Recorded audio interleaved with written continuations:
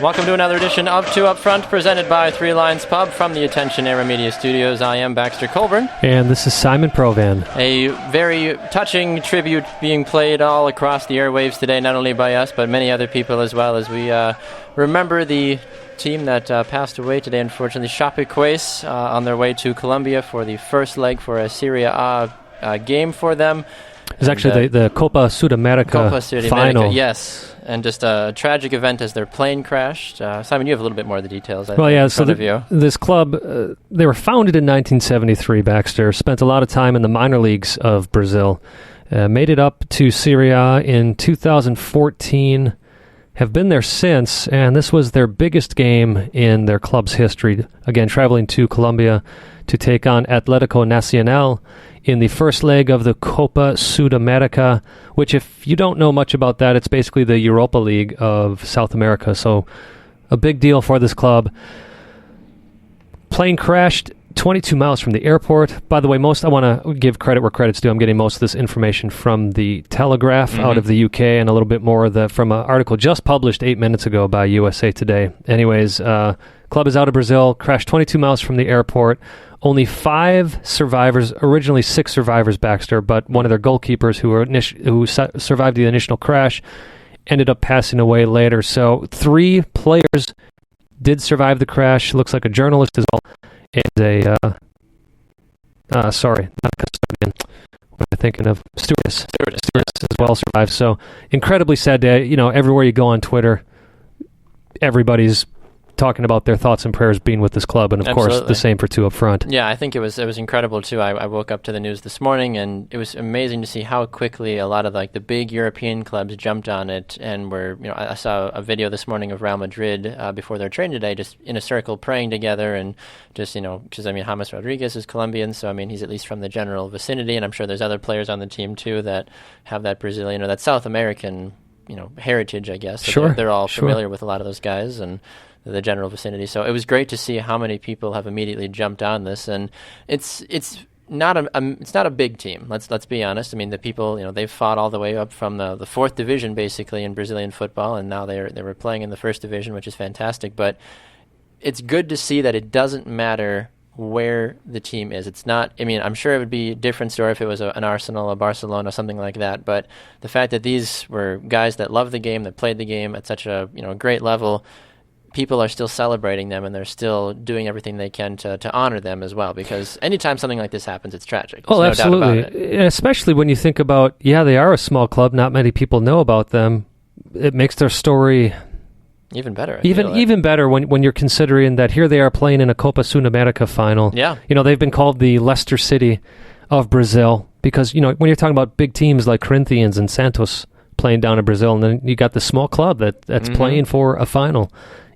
Not that it makes it more sad, but it makes that club that much more special. It's not unlike a Green Bay Packers of the NFL, this small town. I think there were only 200,000 people in this city. Yep. Funny enough, they were also a green and gold team. Yeah. So it's incredibly heartbreaking, and yes, no matter who the teams are, whether it's the Milwaukee Torrent here in Milwaukee or Barcelona in La Liga, Manchester United in England, doesn't matter where they fall in the spectrum. It's soccer, and exactly. When a soccer family dies, it is incredibly heartbreaking. But especially in this way, in a plane crash. So once again, thoughts and prayers, and I mean that sincerely. Absolutely. Thoughts and prayers to these players, and most importantly at this point, their families. Yes, no, you're absolutely right about that. I had mentioned it to you off the air. This kind of reminds me of the movie We Are Marshall as well too, about how that the team was struck by lightning. The plane was struck by lightning as it was flying, and then everybody died on board, and they basically had to rebuild the Marshall football program. And if you've never seen the movie, please go do and see it. It's an incredible story, and definitely kind of a similar-ish situation as a whole. But we wish all the family and friends related to the team and the players, the very best, and we will definitely be praying for them. One thing that I feel like to kind of make it's hard to transition out of something like that, but one thing for people that maybe have been praying for Bob Bradley's job at Swansea City, and they finally have at least one answered prayer. They do. As the Swans... Wow. Wow. That's basically the best way you can say it is, wow. They win a 5-4 thriller against Crystal Palace, who is no one to really say, oh, we beat Crystal Palace. But hey, they've got one more win than Swansea does, so they were the underdogs. They won the game. That's all that matters. But it took until the 90th, the 91st, and the 93rd minute from Fernando Llorente, a man who we haven't heard from in a long time since he was back dominating La Liga, to score 2 goals and just... Wow, that's really all you can say. Here's the crazy part is that Swansea had actually led 3-1 at one point. Then a matter of, I think, 9 minutes or so, Leicester puts in 3 goals, so now they're up 4-3. Crystal, not Leicester. I'm sorry, yes. Crystal Palace puts in 3 goals to go up 4-3, and here you're thinking, Bob Bradley just lost his job. Yeah. He just lost his job, and next thing you know, Swansea comes back, sneaks in a couple of goals, wins the game 5-4, and the unfortunate thing for them, Baxter, is you like to see this, of course, as an American, you like to see this be the game that turns the season around for Swansea. Yeah. Listen, it got them out of the bottom of the, out of last place. They're now in 19th place. Right. But they're only 2 points away from safety, which is a big deal. The tough thing is you would like to see now maybe they go on and play Hull, but instead they got Tottenham this coming weekend. Yeah, that's definitely going to put things in a different light, especially with Tottenham. I mean, they just played Chelsea, and they did lose 2-1 recently, so Chelsea, maintaining the full control of the Premier League. But this game was 1-1 at halftime. I think people don't realize the severity of how many goals were actually scored in the second half. Well, and the tough thing is, too, this is coming after that 1-1 draw with Everton, where Swansea looked like they were going to get their first win of the season, under Bob Bradley, and then Everton sneaks in a goal in the dying minutes of that game. So for them to pull this one out, you do think, okay, maybe they finally learned from that Everton game. Of course, the big thing is they still gave up 4 goals. That's the hard part about it. And the fact is that they gave up a lead, even more so, I think. Giving up 4 goals is one thing, but the fact that they were up, 3-1, and you have to come all the way back and then finally win 5-4. Listen, folks, Swansea, if they get outside of the relegation zone, I think that's a success. That's basically what Bob Bradley was asked to do. So enjoy this game. Enjoy the win, but don't overthink it. The tough thing is when you have a captain basically score an own goal in a game. Ball deflects off of Jack Cork's head, goes in the goal, and you're thinking, my goodness, what does Swansea have to do? What does Bob Bradley have to do? Bob, after the game, said, as far as we are concerned, it was a huge victory and one which the group thoroughly deserves. I've been on both sides of games like that, so I also understand how Palace feel. So, yes. Classy guy all around when it comes to... but inside he's like, thank you, my gosh. Yeah. Well, what is this? If you go on BBC and look at their article there, you see this picture of Bob Bradley smiling, mouth wide open. You never see Bob Bradley that excited. It's funny too. I'm wondering what the British media are thinking and saying now. Be like, oh, the American finally won it, but it took till the 91st, 93rd minute, of course. Until if they beat Tottenham this week, now that would be a whole nother narrative. Well, that's the key, and that's what I was trying to say before. If they were playing perhaps a weaker team, they can build more momentum. However, you beat Tottenham, and I tell you what, then you've got all the bragging rights in the world. Exactly. They did well against Arsenal in his first game with them, where they lost 3-2. Didn't do very well against Manchester United. So it is a Bob Bradley team. We've seen Bob Bradley, what he did with the U.S. and lesser players. Yeah. I wouldn't be surprised to see them go on maybe a 4-game streak here. They've got after Tottenham, they got some lightweights to go up against. So this could be the part of the season that saves Bob Bradley his job and saves Swansea from going back. Exactly. I completely agree with you on that one. I'm curious to see what Bob Bradley's capable of doing. We know from United States' perspective what he's capable of doing with, some might argue, not a lot, because he was able to take the U.S. that wasn't maybe that good of a team at the time and made them at least challenge and won a couple of things. He went to the Confederations Cup final, another game there where the U.S. was up 2-0. Yeah. Second half, Brazil comes back, and if I've got this all right in my head, I'm not looking at the computer. But, of course, they end up losing 3-2. But anyway, second place in the Confederations Cup final. Ends up winning a couple of Gold Cups. That historic one over Mexico, or not historic, but that historic goal by Benny Feilhaber. The reason I say it's historic is because it was one of the best goals I've seen in my life. Yes. Yeah. So, he had a lot of great success. And, of course, topping a group in the World Cup for the first time as an American team in the modern era. Exactly. A group that included England. Well, that was England in the World Cup is a whole nother conversation, I feel like. But you had one other thing you wanted to talk about briefly before we run to a break, Simon. Something to do with out west MLS, maybe? Well, not really MLS. Not yet. And in fact, I would even say this team out in Arizona, it's their USL team. It's pretty crazy. They've gone through 3 name changes in 5 years, but this looks to be the stable one. Their new name is Phoenix Rising FC, but here's the exciting part. They're looking to build a 5,000-seat soccer-specific stadium. And that's what you want to see in this country with these minor league teams, is to have these dedicated stadiums. San Antonio has a stadium. Yes, their plans are to grow the stadium someday for MLS, but nevertheless, you got that 8,000-seat stadium in San Antonio. That looks beautiful. Looks like we're going to have the same thing in Arizona. And I'm sure they have MLS aspirations, but let's face it, Arizona is going to be a tough place to sell to MLS with the heat factor there. But knowing that they have Frank Yallop as their head of soccer operations and the president of the club, you got to feel good about the direction that this club's finally going in. I'd agree. I completely agree with you on that one. All right, well, we need to run to our first break, but when we come back, we will be joined by journalist and broadcaster Jonanthan Tannewald. You've heard him, I'm sure, on SiriusXM and many other places. We will be back with more. You're listening to Two Up Front, presented by Three Lions Pub. Stay tuned for more.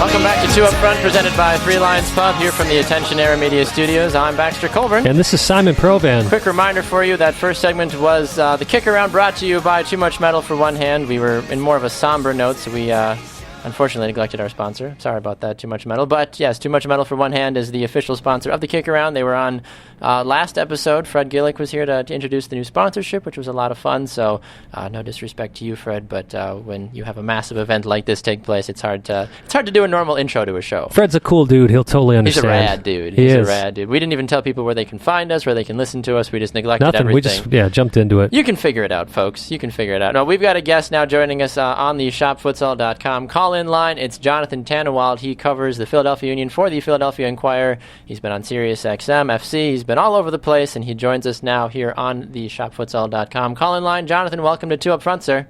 It's great to be here. I'm envious of all those sponsors you have. That's a lot of money. Well, we appreciate it, Jonathan. We're excited to have you on the program. Let's start with the Philadelphia Union briefly, since that is your bread and butter, since you are based out east. If you had to give a letter grade to the Union this past season, they started hot, then they kind of cooled off a little bit, and then we all know how it ended for them. How would you rate the Union this last season?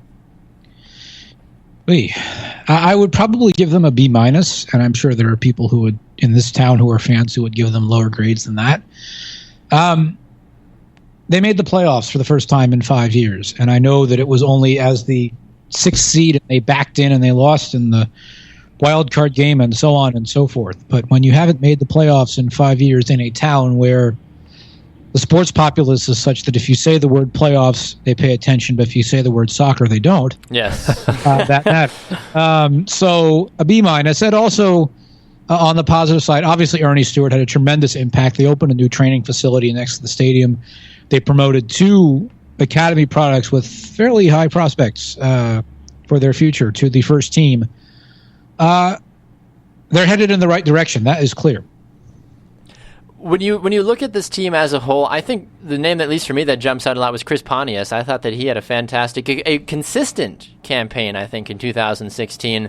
A healthy campaign. Exactly, which I think is even more important. We saw what he could do when he was a part of DC United, of course, but with what you saw from him in 2016, is he going to be the main focal point of basically the entire team going forward in 2017? I doubt it, because I don't think in order to win in MLS, you're good enough if Chris Pontius is the focal point of your attack.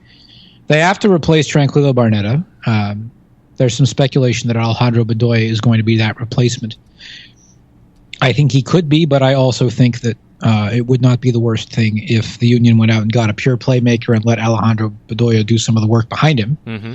I also think the Union need to go out and get a better striker. I don't think that's any secret to anybody. CJ Sapong can't lead the line anymore. He's had now in his career a couple of bursts of very good play followed by long swaths of drought. And when it happens once, you wonder if you ought to change teams and try again. When it happens the second time, you think it might not be a coincidence. So it's twice now, and I think they need to go out and find somebody better. Jonathan, this is Simon. Speaking of Bedoya, we're not in the trenches with the Union. In the national press, mixed reviews on his season. I'm wondering from somebody who's as I said, basically in the trenches every day with the Union, if you can give us your review of his play this season in MLS. It's hard to judge because he wasn't here for that long, all things considered. Mm-hmm. But, he's been a terrific addition in a lot of ways that I've seen in person. He was brought in to, in the short term, fill the hole that Vincent Nogueira left when he departed the team because he had some health issues that he wanted to go home to France to deal with.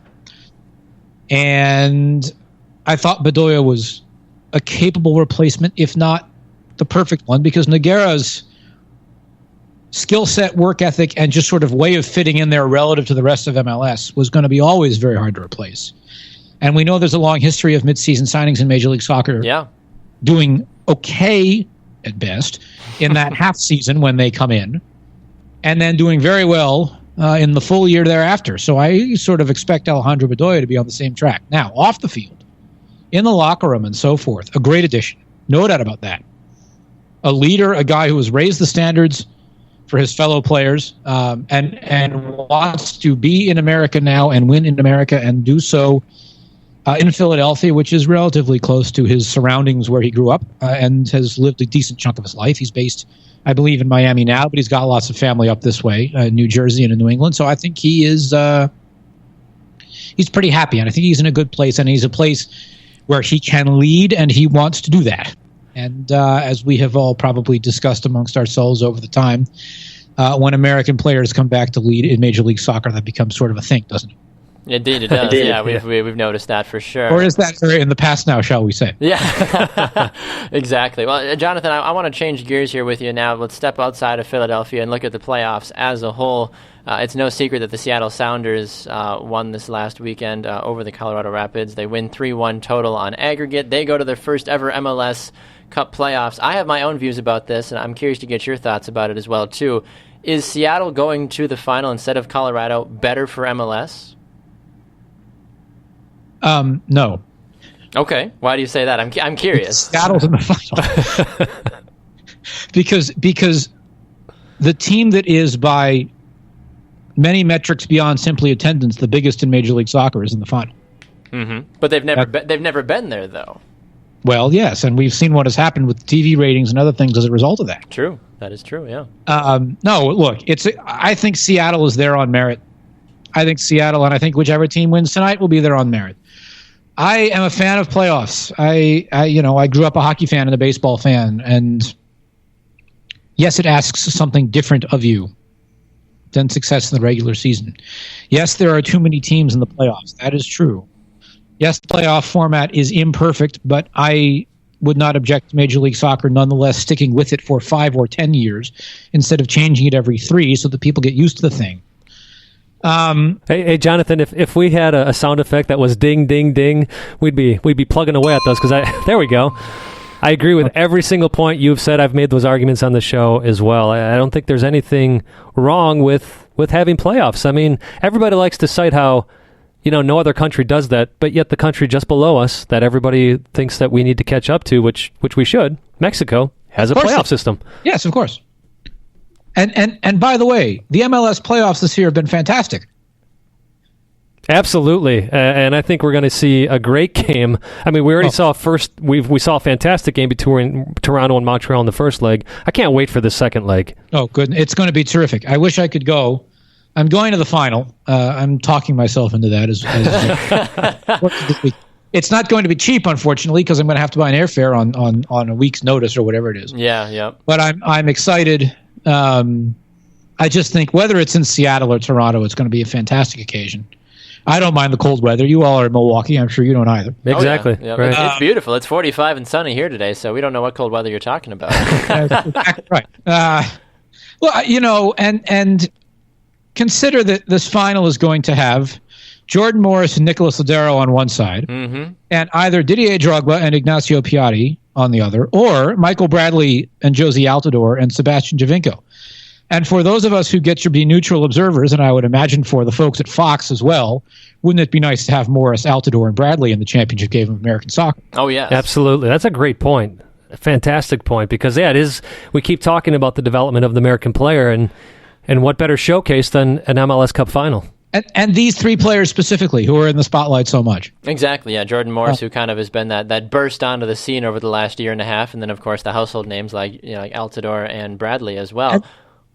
And in the conversation we were having a minute ago about what exactly MLS is and what good it serves to the American player, whether or not that player is good enough to play in Europe, whether they want to be here and lead, what have Altidore and Bradley done in Toronto? And granted, Altidore has been hurt a little bit, but they have led. Morris here makes the decision to stay in Seattle, to stay home, play in Seattle. Whether or not he knew at the time he was sacrificing playing the Copa America Centenario, we will never know. But look at what he's done this year. And look, I voted for Keegan Rosenberry as Rookie of the Year because he played every minute of every game in the regular season, and that was what the balloting is based on. Makes sense. If the balloting was based on the entirety of the year, the playoffs included, I would vote for Morris without hesitation. And I love that goal he scored on Sunday. Yes, I really do. Especially considering he was playing basically with the flu on Sunday. And to see him come out and score that goal, risk his body like he did, that's what you want to see from your players. Now, you don't want to see him going down with an ACL tear, obviously, but for the fact that as a rookie, he's playing at this level and he's playing not only intelligent soccer, but as I said, almost sacrificial soccer, if you want to call it that. That's what you want to see from your young guys. I said this on Sunday. And got a little rise out of some folks, which was part of the intent. I feel like you're good at that, yeah. You're from Philly, of course, right? I'm not actually from Philadelphia, believe it or not. I'm from DC. I've lived here for about 14 years now. Okay. Good to know. Skill is wonderful. The development of skill is wonderful. Grit and hustle and I don't give a damn, I'm going to score this goal mentality sort of thing are also good. Yeah. And if we can grow the former without sacrificing the latter, I think that would be a good thing for American soccer. That's just my... No, I completely agree, Jonathan. Well, that's going to be a good place for us to wrap things up. We appreciate you joining us on the shopfutsal.com call-in line. Where can people find your work and find you on social media as well, Jonathan? Well, on every other show on the Sports Podcasting Network. I think this was the only one I hadn't been on yet. Oh, well, there we go. Now you can cross off your bingo card.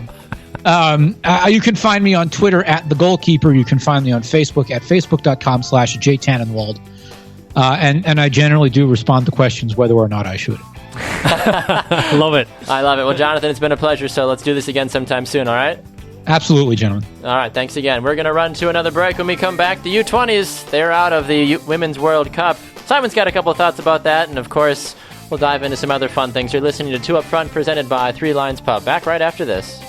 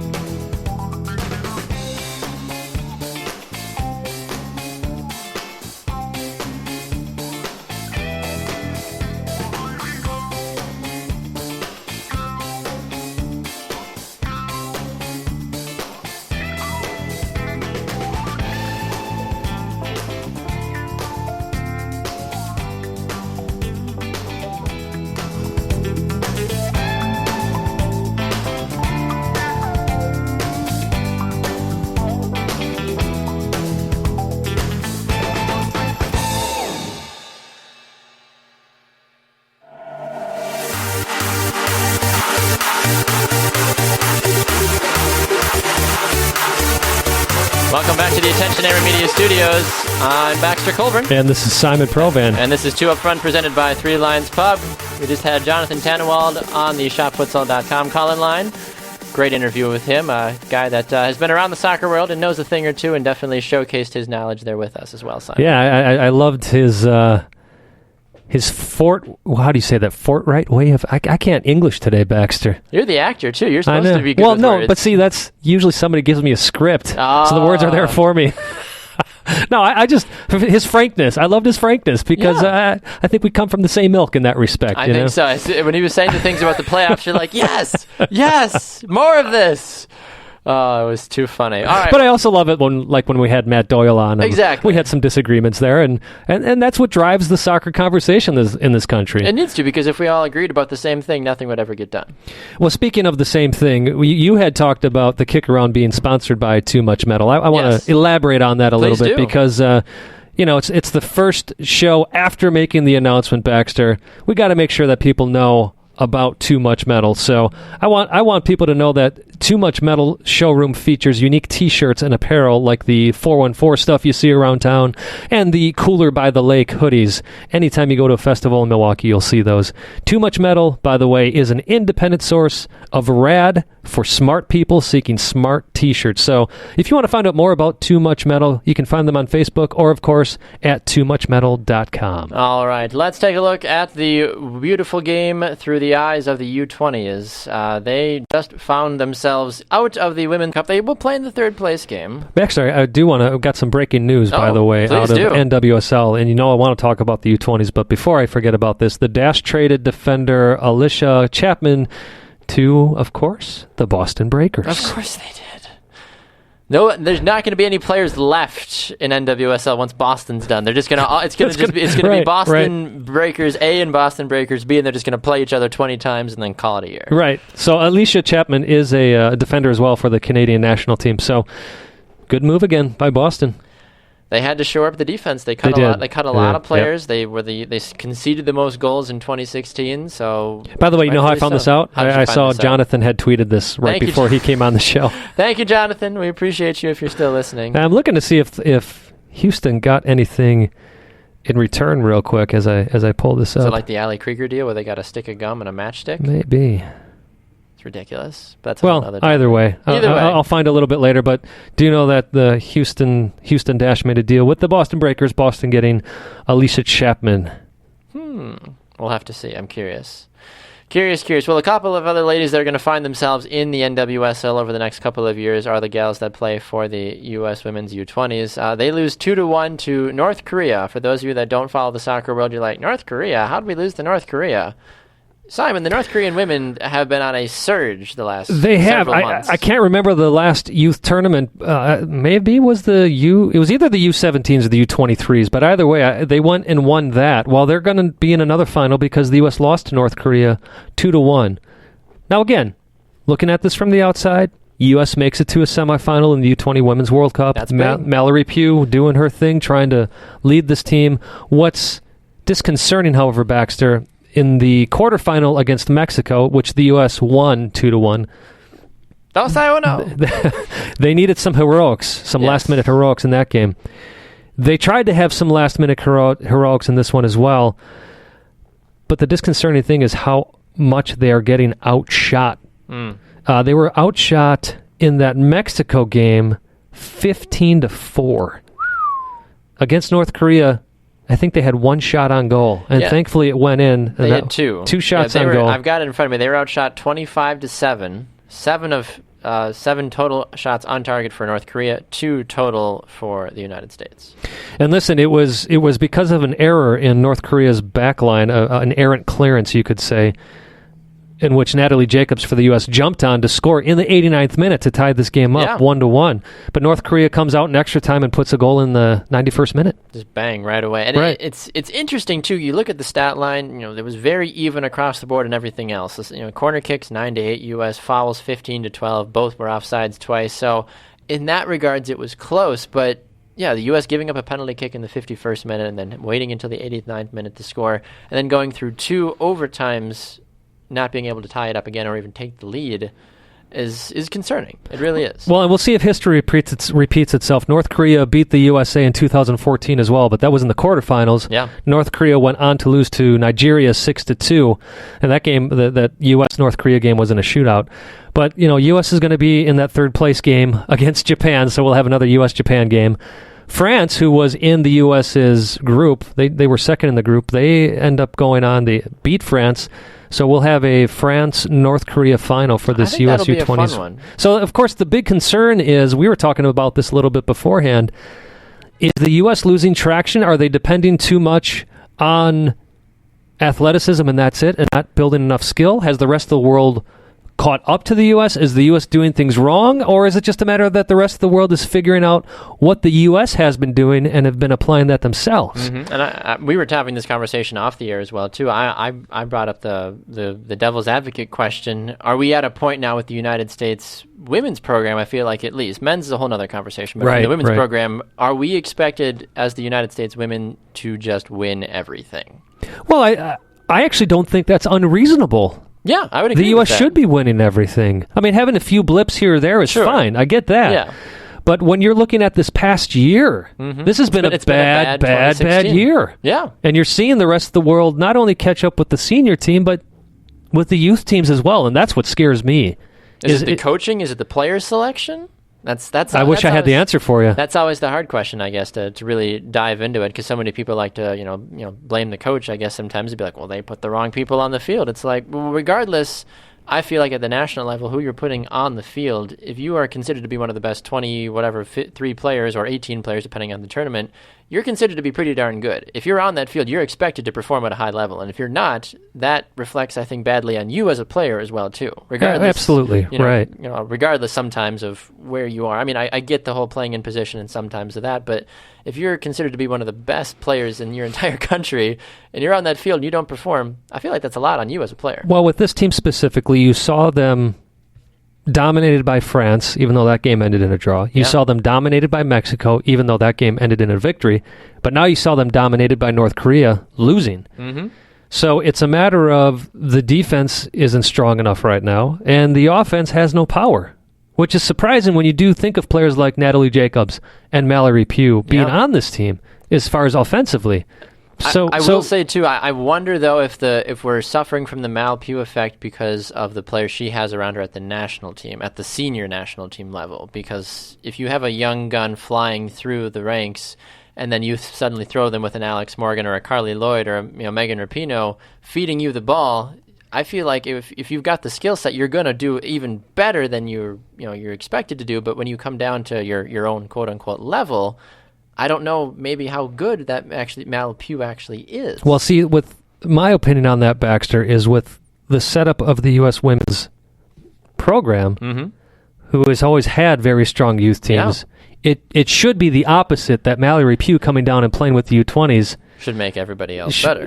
It should make everybody better, make the entire team better, and just add that extra firepower that, that team should be looking at the U.S. going, oh my goodness, now they have Mallory Pugh added to this? How the heck are we going to beat them? Exactly. But there's nobody that's afraid to play the U.S. anymore. Yeah, I would agree with that. I think there was a time, even a year or two ago, where you would play the United States, it would be on your schedule, and you could see the general fear or the general just, we don't know if we can win this game from the other team or from the opposing manager. Now they come in every match, smiles on their face, and like, we more than likely are going to win this game. Whether that's the players, the new wave coming in and out of the U.S., that people aren't maybe as intimidated anymore, or maybe just the skill set just isn't as good as some people think it is. Well, you certainly hope at the senior level. We've seen Jill Ellis bring in now a lot of NWSL players, Lynn Williams, Crystal Dunn, even Jessica McDonald.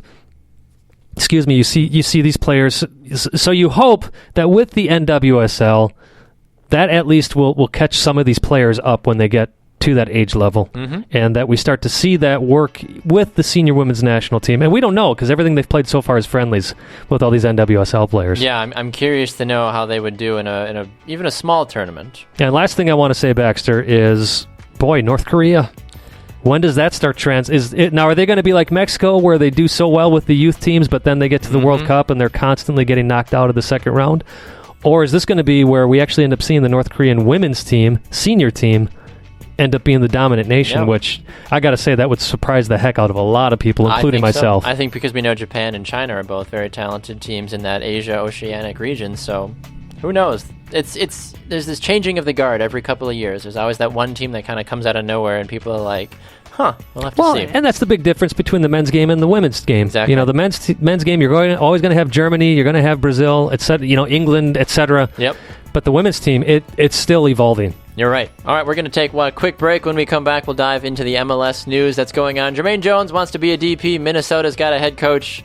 And, of course, we'll talk the playoffs just a little bit, of course, because Simon likes to say playoffs. We'll be back with more. It's Two Up Front, presented by Three Lions Pub.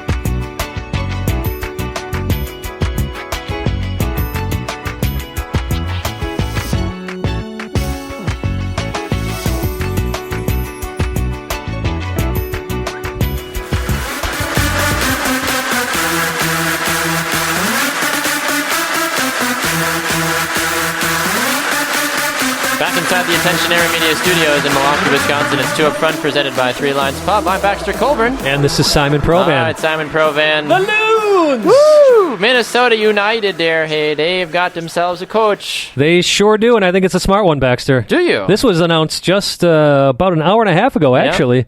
Adrian Heath, formerly of the Orlando City Soccer Club, is going to be the first coach at the MLS level for Minnesota United FC. That's an interesting move because he did okay with Orlando, who was an expansion team. And that's just it. That was one of the things Manny Lagos, the general manager of the team, who, by the way, my brother played with and against. Anyways, Heath served, as you said, he was with Orlando from 2008 up until last July. Yeah. He was with them when they were in Austin, Texas, and they moved to Florida. Obviously, he was with them when they transitioned from the USL into MLS. So that's one of the reasons Lagos said, we want him here. During the press conference, Heath had mentioned he believes about soccer in this country, that he apparently had some offers over in England, but he wanted to stay in the U.S. Whether that's true or not, we'll never know. Of course he had some offers in England. Right. But, so do I, okay? Given all the right answers at the press conference, but his biggest thing was he's been there with an expansion team. He did well in his first year with Orlando while they were in MLS. He obviously did fantastic when they were in the USL. Yeah. One of the things that he also talked about is respecting Minnesota's history. You had the Minnesota Kicks in the NASL. Then, of course, you had the Minnesota Thunder and the Minnesota Stars in the minor leagues, and Minnesota United now bumping up. So I think it makes a lot of sense to bring somebody like Adrian Heath on, who's dealt with expansion and who knows MLS. Yeah, I would have to agree with you on that one. I think it's a good move overall. I don't know a lot about Adrian Heath's past. I mean, just kind of listening, of course, from you personally, I haven't followed his career very closely. I will be curious to see, though, because he didn't do exceptionally well in MLS as the head coach for Orlando, I'm curious to see, take two, basically, with another expansion team. Well, if anything, you use him as somebody to get the club off its feet. And that's what I think they're going to do. I don't think he's going to be their tenured manager for the next 10 years. I would be surprised by that. Unless, of course, maybe. If he starts winning. Yeah. Surprises the heck out of people. Exactly. That is very true. I mean, I don't know how many people potentially thought that Seattle would be with their head coach that they have currently, especially with how well Ziggy Smith had been doing for so many years. And Ziggy's going to take us to the promised land for many, many years. And now, change of the guard. I mean, how many teams? Not Peter Vermees, but Dom Kinnear down in Houston for as long as he was there. And then, the moving and shaking. Well, but keep in mind with Dom, he was in San Jose with the original Earthquakes. With the original MLS Earthquakes, I should say. Then they moved to Houston, which is why he moved with Houston, won a couple of championships with them. Yeah. Got tired of being there, wanted to go back to the West Coast. Yeah, and makes sense. Bruce Arena when he was with DC United back in the day. I mean, when DC was winning all those games, and I'm sure people were all those trophies. Yeah, we've got Bruce, we're going to be good. And then, history happens, and LA, and all over the place. Well, I do have to say, I think it's really cool that Minnesota gets to keep their logo, that MLS hasn't come in and said... You're a big advocate for that. I think it actually looks like, and I will use the word football, it looks like a football logo, and I love it. It looks like a logo you would see in the Premier League, or at least the second division. It's like, oh, look, that's a true soccer club. It's no mystery, Baxter, that when you look at this logo and you find out that Swansea and Minnesota United are brother and sister clubs. Interesting. Yes. Bob Bradley for Minnesota United? In a year or two, maybe that'll be the change. I don't know if that'll actually. I don't know, but I'm excited, to have another club here in the Midwest. Yeah. I got relatives in the Twin Cities, which means I'll be going to some of these games. Yeah. They're going to have a beautiful new stadium. It's good. It's good to have another Midwest team. I agree. Corey Plath, who's been on the show before as a guest host, has actually been a Minnesota United fan for many, many years, back when they were in the NASL. And he's genuinely excited. He's like, I am going to go to these games when I'm home. He's like, I'm thrilled that they're in MLS. He's like, I'm not thrilled that they're in the Western Conference, but... Well, you're on the west side of the Mississippi River. That's what happens. Exactly. Well, listen, Justin Davis has been signed as a MLS player for them. That was announced earlier this month, but I did post that interview we did with Justin, who was on the show earlier. So if you want to check out that interview, go to our Facebook page and he's click on the link. He's hopefully going to be joining us again here in the next couple of weeks as well, to chat with him briefly this morning, and he was like, give me a couple of weeks to get all the pieces together here with Minnesota United, and we'll let you... We'll hopefully have him back on again to visit with him. Your thoughts briefly, Peter Vermees, signing a contract extension through 2019? Yeah, I thought it was interesting. Look, I think Peter's a great coach. He expects a lot from his players. He's developed players quite well. I just don't know if he's the guy for Sporting anymore. I mean, they've been up and down now for the past couple of seasons. They've been disappointingly up and down. So they've made the playoffs consistently. They have. But they haven't done much in the playoffs. Since they won MLS Cup a couple years ago, they have not lived up to their hype. With the national team players on their team, you'd expect better from them, I think, personally. I couldn't agree more. Yeah. I do want to talk briefly about Jermaine Jones, because after Sunday, after the Seattle Sounders won 1-0 in Colorado, 3-1 total on aggregate, Jermaine Jones announced after the game, he said, you know what, I'm gonna leave Colorado, thanks, it's been fun, I'm gonna play the MLS free agent market, which is funny to say. Well, what he meant by that was not just MLS. He's talking worldwide. He's talking Europe and Mexico as well. He wants to stay in MLS. Right. But if he does, he wants to be a DP. Yes, which I think is ridiculous. He's not worth DP money anymore. I don't know if I'd say it's ridiculous if we're looking at the actual money. If we're talking DP minimum $600,000, I could see him making an argument for that. He doesn't want that, though. He wants the $3.05 million he made at New England. Which then you're talking because he was a DP. You got to stay healthy to command that kind of money. You have to stay healthy first of all. He played in 9 games. The only reason I know about this is I wrote an article this morning for Playing for 90 about this, voicing my displeasure. He was suspended for the first 6 games of the season, and then he missed 4 months with a knee injury, which you can't blame him too much for. Injuries happen, but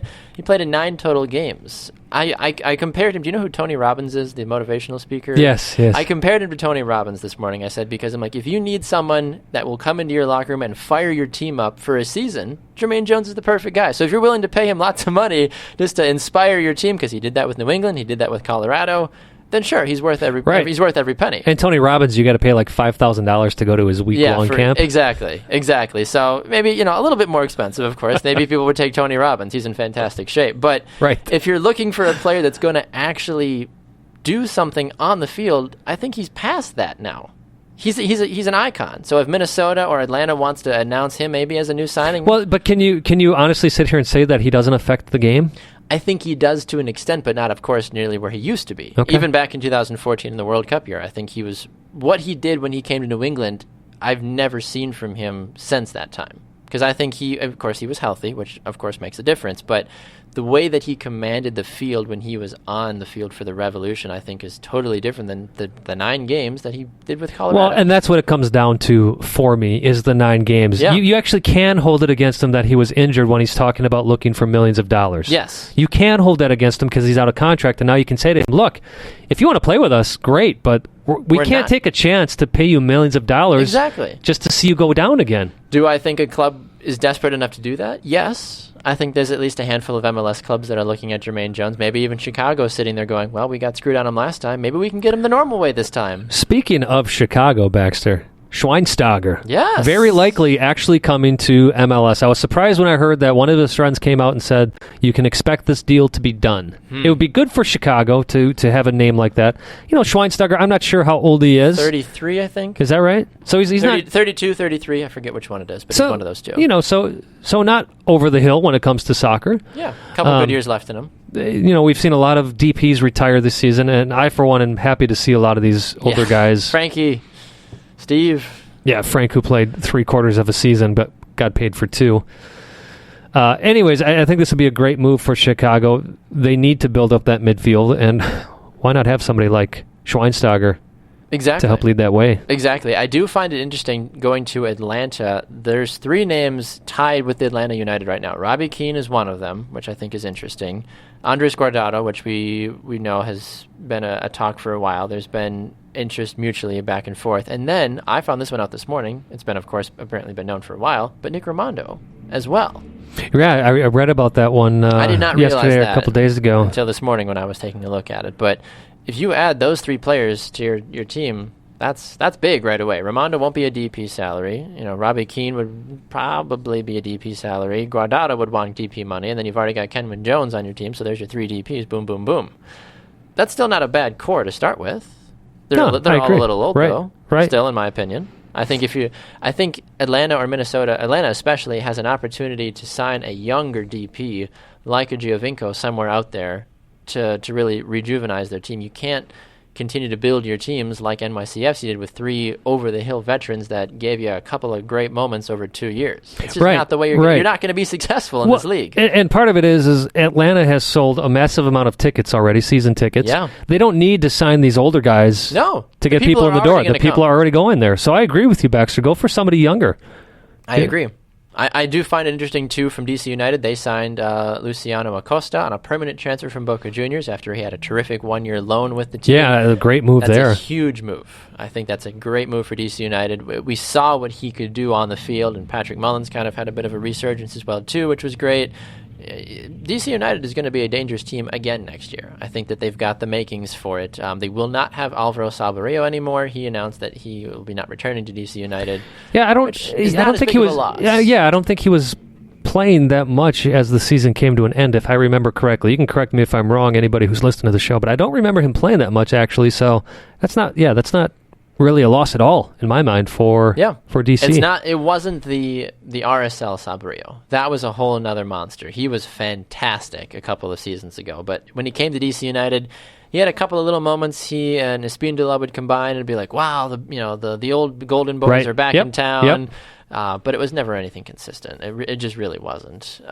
It's interesting too. I'd like to know your thoughts because we've talked about Cubo Torres on the show a couple of times. He's apparently expressed interest that he wants to rejoin the Houston Dynamo. Well, he played with Cruz Azul, but he did spend some time with Chivas USA when Wilmer. How do you say his last name? I'm blanking right now. Which one? Gabarra? Wilmar, the new coach for Houston. I don't remember. I could look it up. I think that's yes. I think so. Oh boy, we'll say yes. I'm embarrassing myself today. Well, that's not unusual. It's not in front of me, so I don't know off the top of my head. I don't really follow the Dynamo very closely.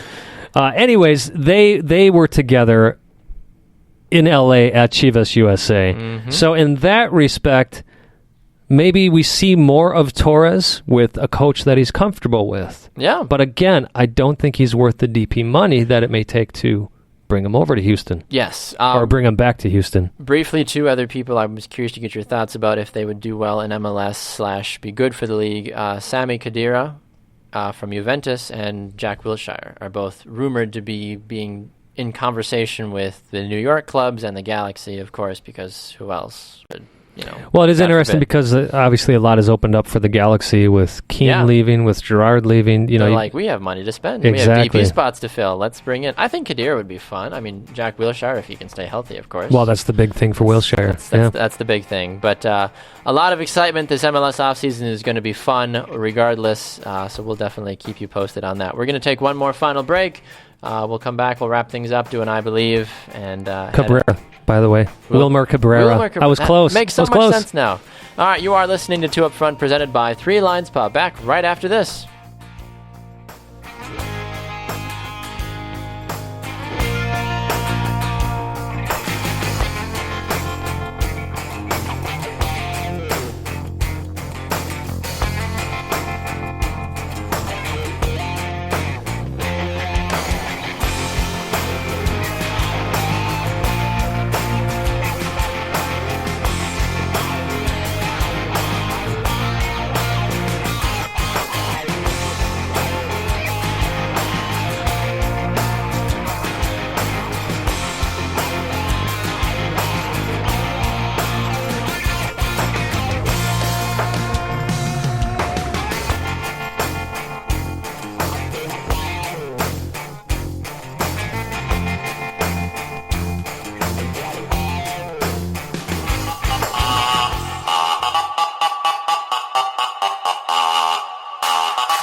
Back inside the Attention Era Media Studios, it's 2 Up Front presented by Three Lions Pub. I'm Baxter Colburn. And this is Simon Provan. All right, Simon Provan. We've had a great show for our listeners today. We had the opportunity to speak with Jonanthan Tannewald earlier in the program he's at the goalkeeper on Twitter, Philadelphia Inquirer, Sirius XM. He's been everywhere, apparently. Yeah, fun conversation with Jonathan. Yeah, so go back and check that out earlier. If you ever do miss any of our live shows, you can go and find them on demand by going to our website, www.upfrontsoccer.com.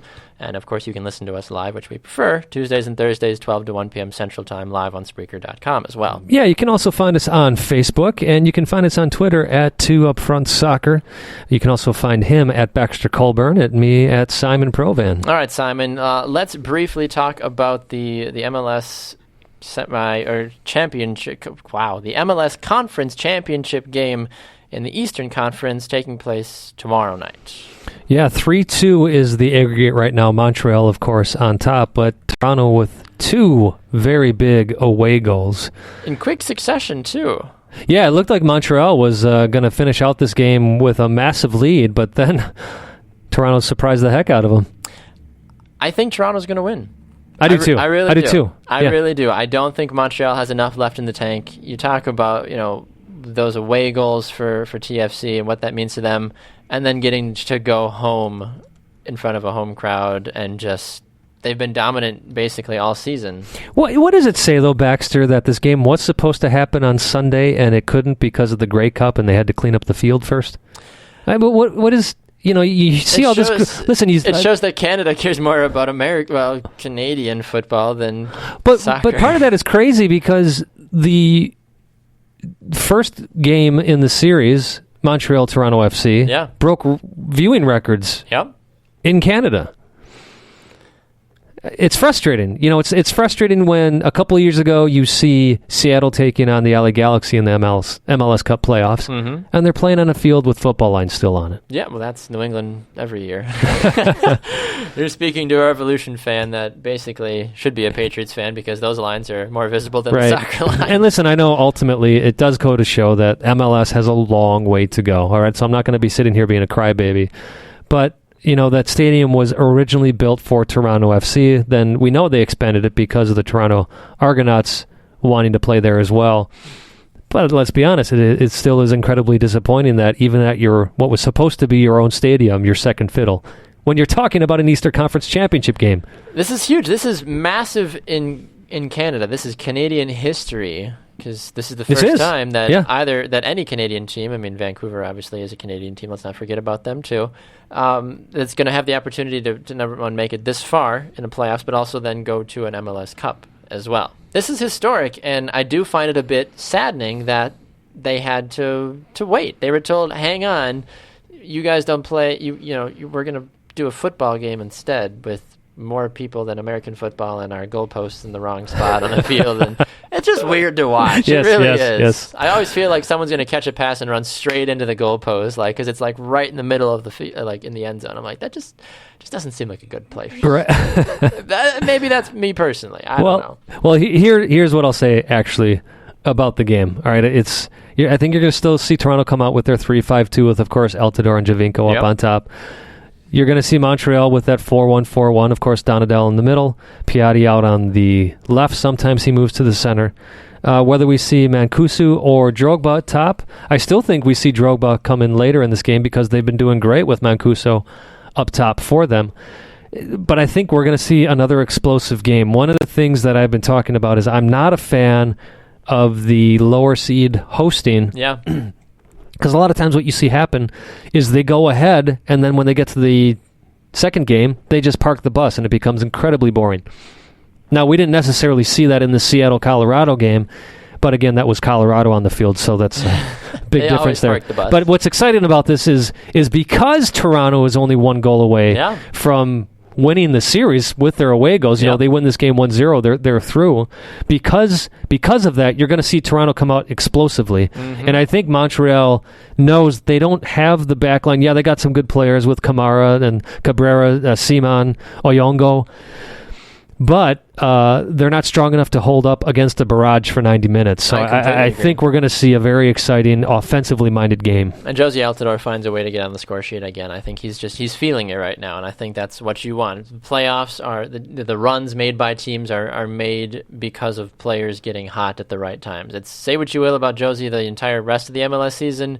He's currently hot in TFC standards, and I think he's going to show up again. Well, and add to this now, the U.S. national team coach Bruce Arena will be there.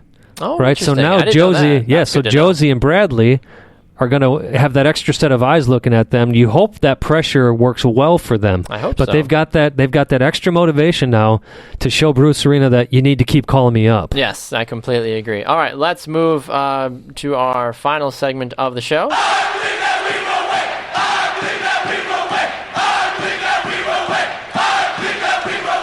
It is our I Believe segment where both Simon and I offer something we believe will take place in the soccer world. Sometimes we are sentimental, sometimes we're funny, sometimes we just speak the truth. Simon, do you want to go first or second? I'll go first, Baxter. Okay, and I am going to make it sentimental. That's fine. And I mean that in a good way. But once again, just want to... I love you too. Yes. Shoppy Quins, which we started talking about at the start of the show, had that tragic plane crash, and it's if there's one positive thing out of it, it's great to see the soccer community come together, set aside any differences that they have with anyone, at least for 24 hours, and come together. So I do believe that obviously the day goes on. But I believe I'll continue to pray for these. And again, I mean that sincerely. Look, I'm a man of faith. Mm-hmm. We both are. We both are. And when I tell someone I'm praying for you, I mean it. Yeah. I completely mean it. So not so much an I believe as just one last, hey, my heart goes out to you. Exactly. Yeah, I completely agree with you on that one. I will use my I believe to not only echo your sentiment, but also just kind of reiterate how fast life can go. Simple as that. I mean, my son is 2 weeks old today, and it's just kind of crazy to look at him and then realize it's like I have a kid now. Like I've blinked, I feel like, and my life has moved so fast. So enjoy the time you have with your loved ones. Tell them you love them, and because you never know, unfortunately. On that note, Baxter, this just hit me as you were saying that. It is Giving Tuesday today, it is. It's a great day to give a little bit of extra to your favorite charity. Yeah. Maybe give a little extra to whatever cancer charity you support or, homeless charity you support, whatever it may be. It's Giving Tuesday. Give a little bit more. You're absolutely right about that. Well, on that note, we are going to wrap things up. We have had a terrific show. A special thanks to Jonanthan Tannewald for joining us in our second segment. You can listen to that again as he appeared us on the shopfutsal.com call-in line. Thursday, Simon, we've got some fun people coming on. We're going to have Michelle Dalton from the Chicago Red Stars, Kyle Gregg from Vancouver Whitecaps 2, and hopefully Mr. Soccer himself, Jason Davis, will be here to join us as well. So it's going to be a full show, and we are excited to do that. But you can listen to our show Tuesdays and Thursdays from 12 to 1 p.m. Central Time live right here on Spreaker.com. And, of course, if you ever miss an episode, you can find it by going to our website, 2upfrontsoccer.com. It's on iTunes, iHeartRadio, playingfor90.com, all those fun places as well. Yeah, by the way, thank you to all those extra listeners we got on Playing for 90. We actually get to see where those listens are coming from. So for all you folks at Playing for 90, thumbs up to you. Again, you can find us on Facebook, though. Post stuff there once in a while. Sure. You can also, just type in 2 Up Front in the search bar. Otherwise, find us on Twitter at 2 Up Front Soccer. Don't forget the soccer on there. At Baxter Colburn, at Simon Provan for our personal handles. All right, Simon, it's always a pleasure, sir. I will see you on Thursday. You have any predictions fast, TFC Montreal? Oh, that's right. Well, we kind of basically said I think it's going to be Toronto 2-1. That's exactly what I was thinking as well, too. Toronto is going to it's going to be fun. TFC and Seattle, I think, would be the ultimate MLS Cup final. I'm looking forward to it. It would be a fun, exciting one. At least it should be. Exactly. He's Simon Provan. I'm Baxter Colburn, with our manager being the one above. We are 2 Up Front.